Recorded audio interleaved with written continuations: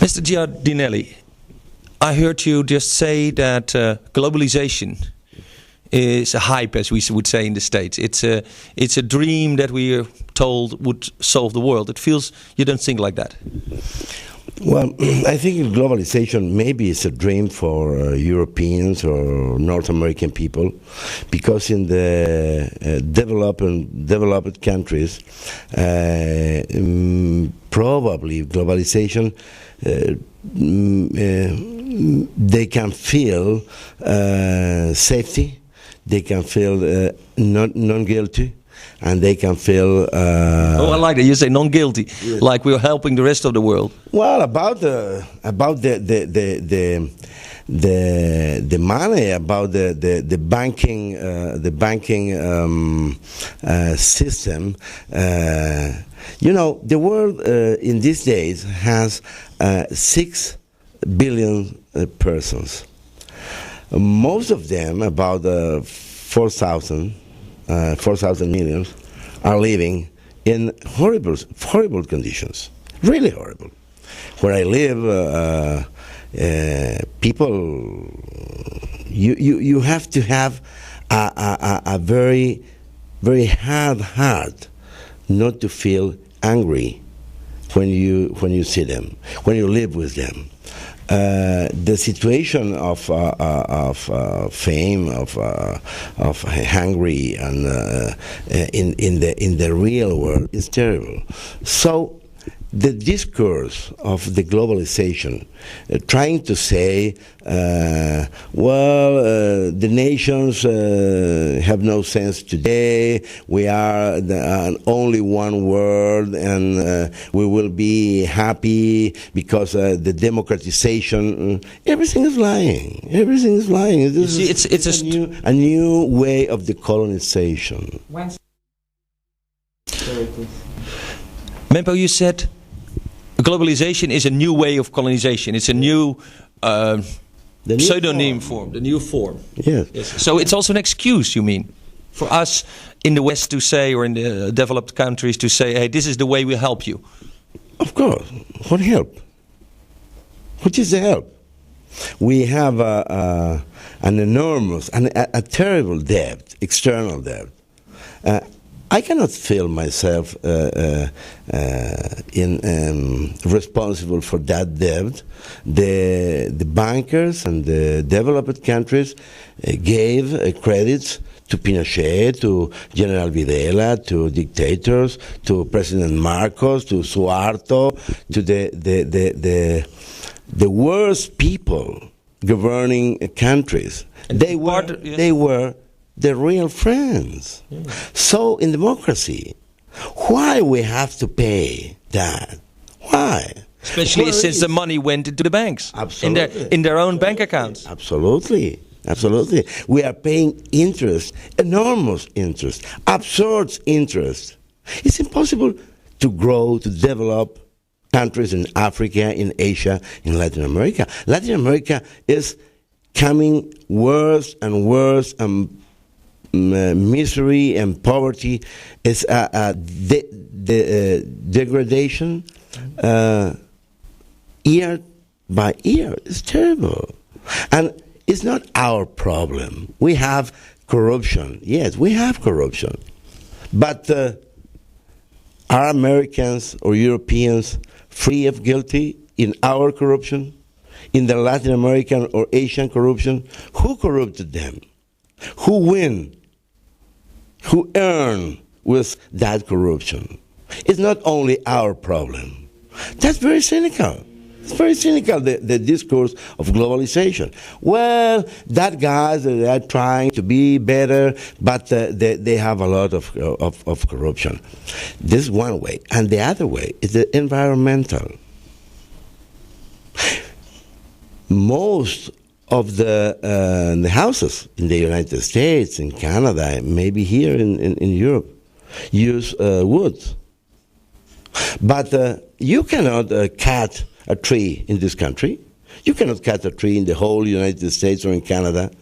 So, if most of houses use wood and furniture needs wood, From where? Well, Central America is now almost a desert. In 30 more years or 50 more years, will be a desert like the Sahara. These are ecological crimes, yes. I'm living in the under the Amazon.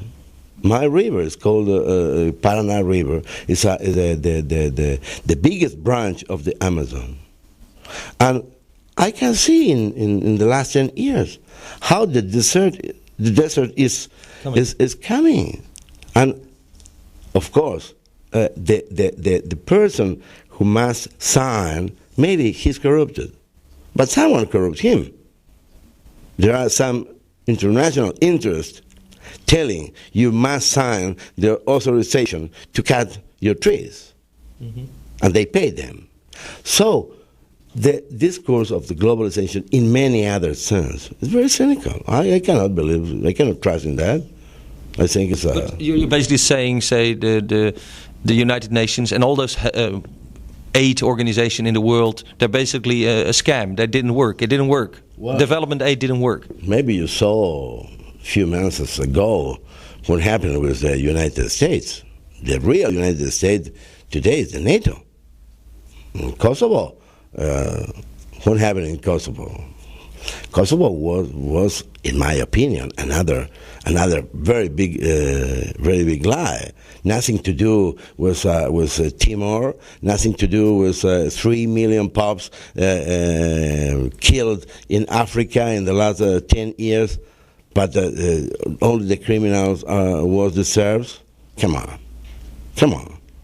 And what happened was this discourse?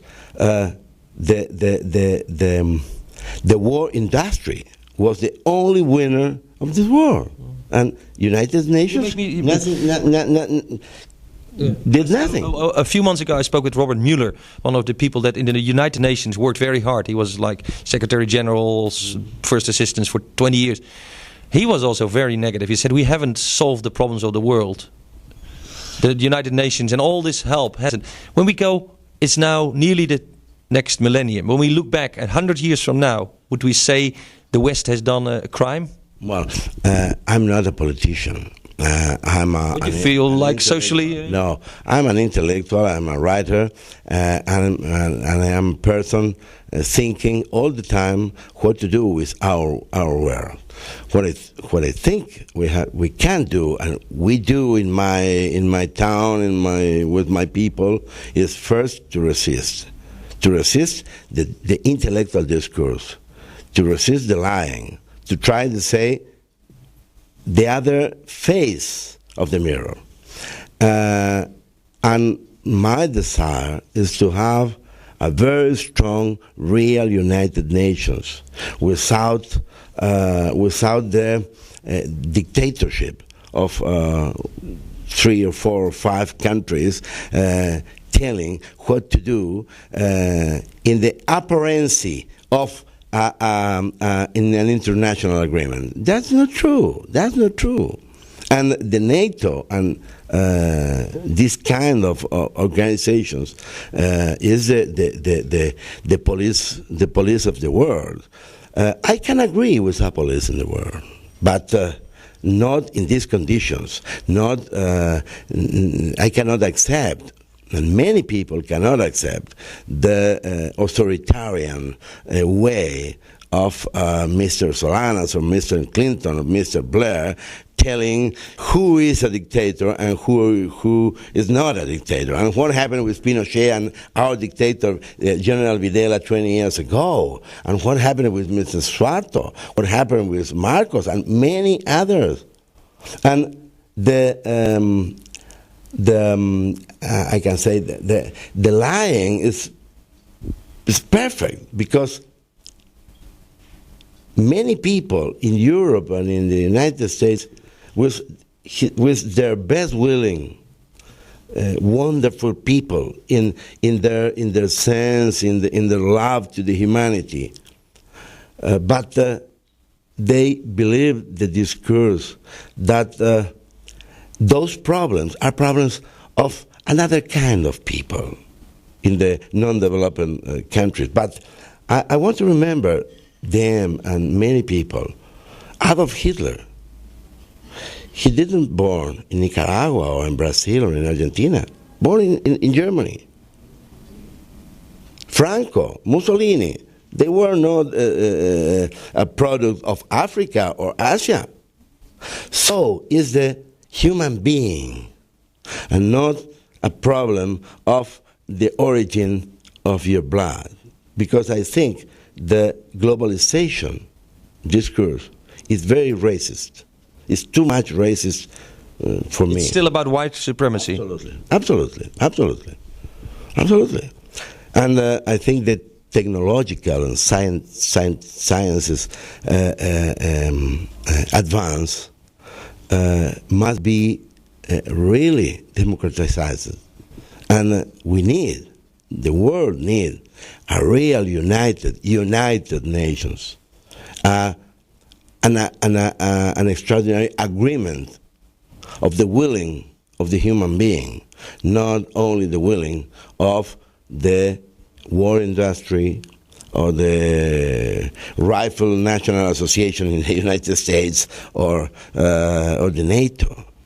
No, that's very cynical. You know the cost of one F-117 is about 200 million or something. Okay, it's about 10 of those aircraft is all the helpful the United States gave to all Central America for the Hurricane Mitch. 10 of them. And they use hundreds. That's terrible. That's very cynical. I don't like that. Sorry, but I don't like that. I love. Do you feel that? Yes. Do you feel that?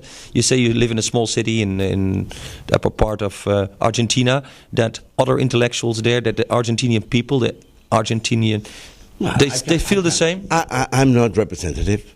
I cannot represent more than me and several friends and maybe my readers. But the official position of the government of Argentina is they are lovers with NATO and Mr. Clinton.